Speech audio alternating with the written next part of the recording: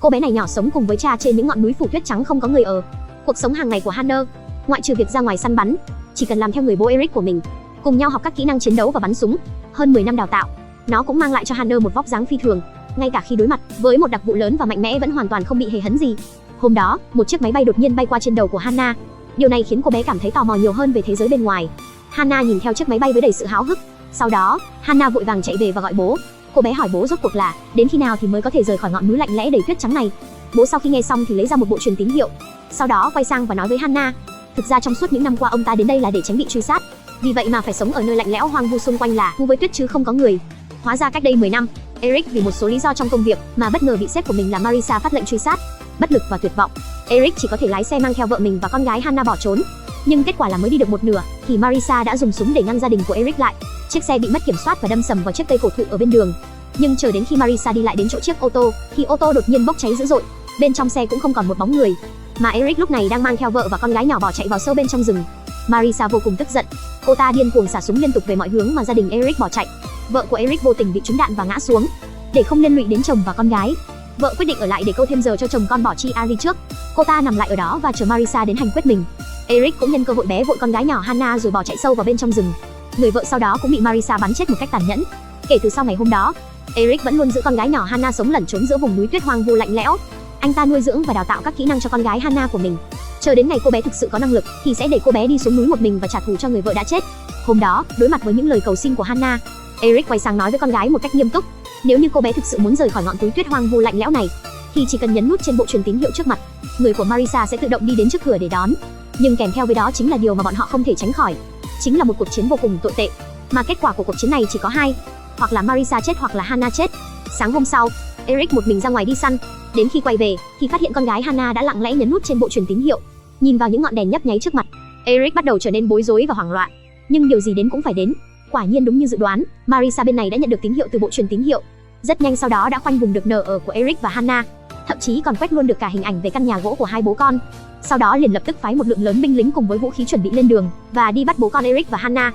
Mà bên này, Eric cũng đã đóng gói hành lý của mình và chuẩn bị tự mình rời đi trước. Anh ta để lại con gái nhỏ Hannah tự mình chống lại bọn người của Marissa. Chờ cho đến khi mọi thứ đã xong và Hannah còn sống sót thì sẽ đi đến một nơi khác có tên là Greenhouse để đoàn tụ lại. Eric dặn dò con gái xong thì liền thay đổi và lên đường rời đi khỏi căn nhà gỗ. Đêm hôm đó, một nhóm binh lính có vũ trang đi đến trước căn nhà gỗ. Bọn họ bao vây xung quanh căn nhà gỗ và Hannah nhỏ bé bên trong cũng được bọn họ đưa đến một căn phòng bí mật. Đối mặt với sự thẩm vấn của Marissa, Hannah trông vẫn rất bình tĩnh và nếu muốn nói chuyện thì phải đối mặt nói chuyện trực tiếp cùng với cô bé. Marissa nghe xong thì cũng liền lập tức đồng ý với Hannah. Nhưng người thực sự đi vào trong rồi nói chuyện với Hannah không phải là Marissa mà là thư ký của cô ta. Nhưng Hannah không quá cả tin. Cô bé ngay lập tức bắt đầu nói chuyện với thư ký. Hannah đặt các câu hỏi khác nhau. Các câu hỏi này là để kiểm tra danh tính thực sự của thư ký. Nhưng điều mà cô bé không ngờ được là nữ thư ký này trên tai có đeo một chiếc tai nghe và một thiết bị giám sát. Tất cả những câu hỏi mà Hannah hỏi đều được Marissa ở bên ngoài nghe thấy rõ. Mà nữ thư ký cũng chỉ cần nghe rồi nói lại những điều mà Marissa nói từ bên ngoài. Quả nhiên không ngờ là sự khôn lỏi này của Marissa đã khiến Hannah hoàn toàn tin. Cô bé bất ngờ ôm chặt lấy nữ thư ký rồi khóc. Hành động này khiến tất cả mọi người đều bị ngạc nhiên. Để đảm bảo an toàn cá nhân của thư ký, một sĩ quan đề nghị với Hannah sẽ tiêm cho cô bé một liều thuốc an thần. Kết quả là cánh cửa của căn phòng bí mật vừa được đẩy ra, Hannah liền lập tức giật nữ thư ký ra. Sau đó giật súng của nhân viên an ninh, rồi bắn vỡ tất cả những camera ở bên trong phòng. Giờ chính là lúc mà Hannah phản công. Cô bé sẽ tự tìm lối thoát cho riêng mình. Ngay sau đó, tất cả binh lính đều được điều động. Bọn họ nhất định phải bắt sống Hannah quay trở về để tiếp tục cuộc thẩm vấn. Đối mặt với đám lính đang ráo riết truy lùng ở phía sau, Hannah trông vẫn rất bình tĩnh. Vào thời điểm cuối cùng khi cửa chớp đóng lại, Hannah đã kịp để nhảy ra ngoài. Sau đó, ẩn trong ống thông gió sang một bên, thành công cắt đứt được cuộc truy đuổi của binh lính phía sau. Trong khi chạy trốn, Hannah lại vô tình phát hiện ra một căn phòng thí nghiệm ở trong này. Hannah nhìn qua bảng thông gió, sau đó lẻn vào một cách lặng lẽ và một phát súng vang lên. Sau khi bắn một nhân viên bên trong phòng thí nghiệm, Hannah tìm thấy bản báo cáo y tế của mình và đánh cắp nó đi. Sau đó, Hannah đi theo về hướng có ánh sáng, dùng hết sức mình để leo lên trên. Sau khi mở được nắp cống, Hannah thò đầu ra và nhìn ra ngoài. Đến lúc này cô bé mới phát hiện ra, thì ra mình bị nhốt trong một phòng thí nghiệm dưới lòng đất. Lúc này, một chiếc xe bọc thép đang chậm rãi đi đến. Hannah biết đây chính là cơ hội của mình. Cô bé nhảy lên khỏi nắp cống và đu mình dưới khung xe của xe bọc thép, thành công trốn khỏi căn cứ dưới lòng đất của Marissa. Mà Hannah lúc này vẫn tưởng rằng nữ thư ký mình giết chính là Marissa, vì vậy mà bắt đầu thấy tự tin và hài lòng.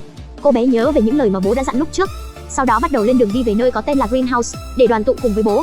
Hannah một mình cứ đi bộ trong sa mạc suốt một thời gian dài, cuối cùng cũng đến thành phố Maroc. Cô bé tìm thấy một chủ nhà trọ và cầu xin ông ta cho mình được nghỉ ở đây một đêm.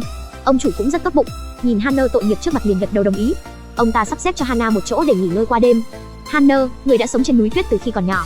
Đây là lần đầu tiên cô bé được xem TV. được thấy nước ấm đun sôi vào vòi hoa sen. Có vẻ như mọi thứ ở bên dưới núi này rất thú vị và kỳ lạ. Nhưng những gì cô bé không biết là mối nguy hiểm cũng đang từng bước đến. Nó đang tiến gần hơn đến chỗ của Hannah. Marisa đã tìm ra kẻ giết người chuyên nghiệp Isaac. Bà ta chấp nhận bỏ ra một số tiền khổng lồ để thuê Isaac bắt sống Hannah trở về. Rất nhanh sau đó, Isaac cũng đã tìm đến Maroc, cũng chính trong căn nhà nơi mà Hannah đang nghỉ nhờ. Anh ta bắt chủ nhà trọ để thẩm vấn. Sau đó tìm thấy camera theo dõi và phát hiện Hannah đã rời đi từ đêm hôm qua.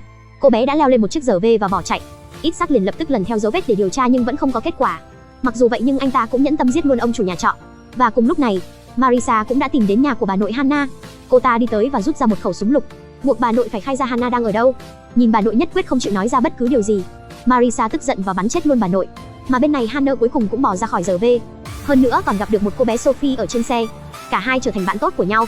Trước sự thuyết phục của Sophie, người đàn ông cuối cùng cũng đồng ý đưa Hannah đến Greenhouse để đoàn tụ cùng với bố. Nhưng những gì mà họ không biết là Isaac cùng với người của mình đã sớm theo dõi bọn họ từ trước. Anh ta vẫn luôn đi theo chiếc RV của Hannah. Đến tối hôm đó, Hannah qua gương chiếu hậu của RV nhìn thấy chiếc xe của Isaac đang theo dõi mình ở phía sau. Để không bị dính líu và liên lụy đến gia đình của Sophie tốt bụng, Hannah quyết định sẽ tự mình nhảy xuống khỏi chiếc RV đang chạy. Cô bé tự mình chạy đi để đánh lạc bọn sát thủ đang truy đuổi mình. Đến một kho hàng bến tàu bên cạnh, Hannah chạy một mạch về hướng của một lối ra. Ba tên sát thủ thấy vậy liền lập tức chia nhau ra tìm lối tắt. Hannah đã bị bắt ngay sau đó, nhưng cả ba bọn họ căn bản đều không phải là đối thủ của Hannah. Chỉ vài đường cơ bản đã múc được một trong ba tên sát thủ rồi. Bây giờ còn lại hai tên. Hannah sau đó leo lên các thùng container rồi chạy. Nhân lúc cần trục đang di chuyển một thùng container khác lên trên, Hannah lại cắt đuôi thêm một tên sát thủ nữa. Đến khi chạy quanh hết khi kho chứa container thì nhảy xuống, vẫn tiếp tục chạy và chạy về phía trước. Nhưng tất cả những gì ở phía trước này chính là một mặt hồ vô tận. Vẫn còn Isaac đang truy đuổi cô bé ở phía sau. Hết cách để thoát khỏi sự truy đuổi của kẻ sát nhân phía sau, Hannah chỉ có thể chọn cách nhảy xuống dưới mặt hồ vô tận. Tại thời điểm này, một con tàu đánh bắt và chở hàng đang đi đến gần. Hannah lại một lần nữa leo lên tàu. Cứ như vậy, cuộc đời cô bé lúc này lại trôi giạt cùng với con tàu đánh bắt này. Thuận lợi đi tiếp được thêm một đoạn đường nữa để đến được Greenhouse, đoàn tụ cùng với bố. Mà bên này, sau khi nhận được tin không bắt sống được Hannah quay về, Marisa liền lập tức tìm đến gia đình tốt bụng của Sophie. Dưới sự ép buộc và cám dỗ của cô ta, em trai nhỏ của Sophie đã nói ra chuyện của Hannah. Hannah sẽ đi đến Berlin, Greenhouse để tìm và đoàn tụ cùng với bố của mình. Ở một nơi khác, Hannah đẩy chiếc cửa. Người bên trong chiếc cửa đi ra để chào hỏi là một ông già với mái tóc dài. Ông già tự xưng mình là bạn tốt của bố Hannah. Bọn họ đã đi một chuyến đi dài và đặc biệt để đến đây và chờ Hannah đến. Sau đó còn nhiệt tình tặng cho Hannah một món quà. Điều này khiến Hannah rất vui. Nhưng không lâu sau đó, Marisa lại dẫn theo người đi đến trước cửa. Bọn họ phá tung chiếc cửa, sau đó đạp mạnh ông già tóc dài ngã xuống đất. Marisa đi đến rồi bắt đầu tra hỏi về tung tích của Hannah. May mắn là lúc này Hannah đã kịp trốn dưới gầm giường ở trên tầng 2. Nghe những lời mà Marisa nói với ông già tóc dài có liên quan đến mình, mà những lời này cũng có liên quan về việc cô bé có phải là con gái ruột của Eric hay không. Không nghi ngờ gì nữa, đây chính là cú sốc cực mạnh đánh thẳng vào tâm lý của cô bé. Chờ cho đến khi Marisa rời đi, Hannah ngay lập tức chạy đến một quán cà phê internet gần đó, kiểm tra thông tin tìm kiếm từ trên mạng. Đến lúc này cô bé mới biết thêm về danh tính thực sự của mình. Thì ra là Hannah thực chất chính là sản phẩm của một chương trình biến đổi gen. Sau đó, Hannah cũng từ tìm kiếm trên mạng mà tìm thấy được địa chỉ nhà bà ngoại. Vì vậy mà rời khỏi quán cà phê, Hannah liền lập tức lên đường. Cùng lúc này, người bố Eric của cô bé cũng thành công đào tẩu được đến Berlin. Sau khi nhận được bức thư mà Hannah gửi cho mình, Eric lúc này cũng nghĩ rằng Marisa đã bị Hannah giết. Vì vậy mà sau đó liền lập tức lên đường đi đến nhà xanh. Kết quả là mới đi được một nửa đường thì phát hiện ra có người đang theo dõi mình. Vì vậy, anh ta cố tình dụ bọn sát thủ theo dõi mình đi đến một tầng hầm trống. Sau khi giải quyết xong bọn sát thủ, Eric nhặt chiếc bộ đàm bị đánh rơi lên. Điều mà anh ta không ngờ được là giọng nói bên kia là của Marisa. Cho đến tận lúc này Eric mới bàng hoàng nhận ra Hannah đã giết nhầm người. Vì vậy mà Eric sẽ tự mình đi tìm đến Marisa để giết cô ta trả thù cho vợ của mình. Chỉ một lúc sau, tiếng chuông cửa nhà của Marisa vang lên, mà vệ sĩ đang đứng ngoài để bảo vệ cô ta chỉ đến trước cửa nhìn qua mắt mèo. Không ngờ liền bị Eric ở đằng sau cánh cửa bắn chết ngay tại chỗ. Marisa bị giật mình ngã xuống đất trong sợ hãi. Sau đó vội vàng cầm súng lên bắn rồi chạy đến bên cửa sổ để lẩn trốn. Nhưng điều đáng buồn là đạn trong súng của Marisa bây giờ đã hết. Nhưng Eric vẫn chưa hề trúng đạn và đang cố gắng để phá cánh cửa. Chỉ ngay sau một cú đá mạnh thì cánh cửa đã bật tung ra. Hết cách, Marisa chỉ còn cách bỏ chạy qua đường cửa sổ. Nhìn Marisa đã bỏ trốn ra ngoài, Eric lại cẩn thận ra ngoài và phát hiện Isaac đang ở trong một căn nhà gần đó. Và cũng tình cờ phát hiện anh ta sẽ cùng với đồng bọn đi đến nhà bà ngoại của Hannah. Sau khi biết được điều này, Eric liền lập tức lên đường. Anh ta chạy thẳng một mạch đến nhà bà ngoại của Hannah.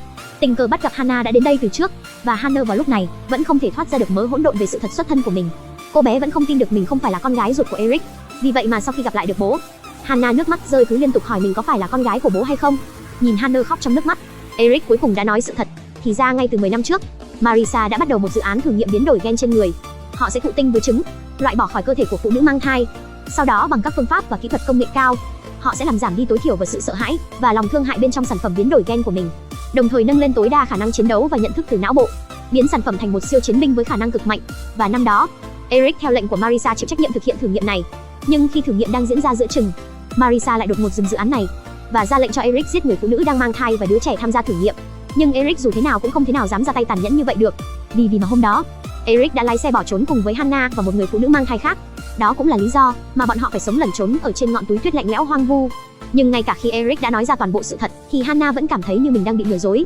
Hannah bối rối muốn tự mình bỏ ra ngoài, nhưng Eric lo lắng về những bọn sát thủ bên ngoài sẽ làm tổn thương Hannah. Vì vậy mà tự mình tấn công Hannah trước để giữ lại cô bé lại. Nhưng đến cuối cùng vẫn là bị chính Hannah lật ngược và đánh bại lại. Hannah tức giận bỏ chạy ra bên ngoài. Cùng lúc này, Isaac cũng đang lái xe đi đến nhà của bà ngoại. Eric nhìn Hannah sắp gặp phải nguy hiểm. Anh ta muốn tìm cho cô bé một nơi để có thể an toàn lẩn trốn.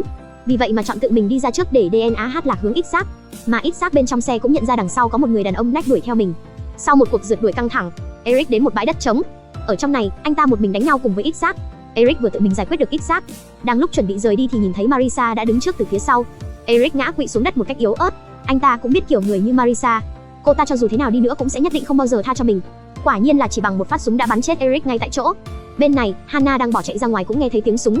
Khoảnh khắc này, người duy nhất trên thế giới quan tâm đến cô bé cũng đã chết. Hannah hoàn toàn rơi vào trong tuyệt vọng. Cô bé quyết định quay lại greenhouse một lần nữa. Đến khi mở cửa bước vào bên trong, thì đã thấy ông già tóc dài bên trong căn nhà, cũng là người bạn thân nhất của Eric đã bị Marisa giết chết và treo ngược lên trên trần nhà. Cũng vào lúc này, Hannah dường như đã phát hiện ra một bóng đen nhấp nháy bên ngoài cửa sổ. Cô bé bước chậm chậm đến cửa sổ. Sau khi mở rèm cửa thì đột nhiên giật mình sợ hãi ngã về phía sau. Bên kia cửa sổ chính là đôi mắt trợn tròn của Marisa. Hannah vội vàng rút chiếc mũi tên bị găm trên người của ông già tóc dài và chạy ra khỏi greenhouse. Và tất nhiên là Marisa cũng sẽ không dễ dàng buông tha cho Hannah như vậy. Cô ta cũng liền lập tức chạy đuổi theo sau Hannah. Hannah bỏ chạy đến một công viên giải trí bị bỏ hoang. Cô bé nhảy qua hồ và lên bục, cứ thế chạy trên một con đường ray, cuối cùng ở một lối vào đường hầm. Người đứng ở bên kia chính là Marisa, nhưng Marisa không bắn Hannah. Thay vào đó, cô ta chủ động nói chuyện nhẹ nhàng với Hannah, cũng nói rằng mình có thể giúp đỡ cho Hannah. Nhưng Hannah lúc này chỉ muốn rời khỏi đây. Cô bé không muốn nghe thêm bất cứ điều gì từ Marisa nữa. Vì vậy mà liền quay người rồi rời đi. Marisa bên này thấy Hannah rượu ngọt không uống muốn uống rượu phạt. Cô ta tức giận giơ súng lên rồi bắn, mà Hannah cũng chuẩn bị sẵn chiếc cung tên trong tay. May mắn thay, không ai trong số họ bị thương nặng. Một lúc sau cả hai đều chịu đựng nỗi đau và tiếp tục đứng lên. Và khi Hannah đứng dậy và nhìn về phía trước thì Marisa đã biến mất. Hannah dọc theo đường ray, lần mò về phía trước, phát hiện bên trong chiếc hầm có một chiếc thang nối lên trên. Sau khi leo lên trên, quả nhiên đã nhìn thấy Marisa đang bỏ chạy. Marisa cũng biết rõ mình không phải là đối thủ của Hannah, vì vậy liền bắt đầu cầm súng rồi bắn lia lịa về phía của Hannah, hy vọng có thể giết chết được Hannah đang ráo riết đuổi theo sau. Nhưng vì bị thương lại thêm thiếu kỹ năng sát thủ nên rõ ràng là không thể bắn trúng Hannah bất kỳ phát đạn nào. Khoảnh khắc cuối cùng, Marisa lại cầm súng lên để bắn, nhưng không ngờ lại tự mình trượt chân rồi ngã thẳng xuống từ trên cao. Marisa bị ngã xuống và không ngóc nổi được người dậy, và Hannah đang chậm rãi đi đến rồi nhặt khẩu súng ở dưới đất lên. Tiếng súng cuối cùng này đã chính thức khép lại bộ phim thật nha cả nhà. Hay cảm ơn cả nhà yêu đã xem đến tận giây phút này. Bye bye nha cả nhà yêu.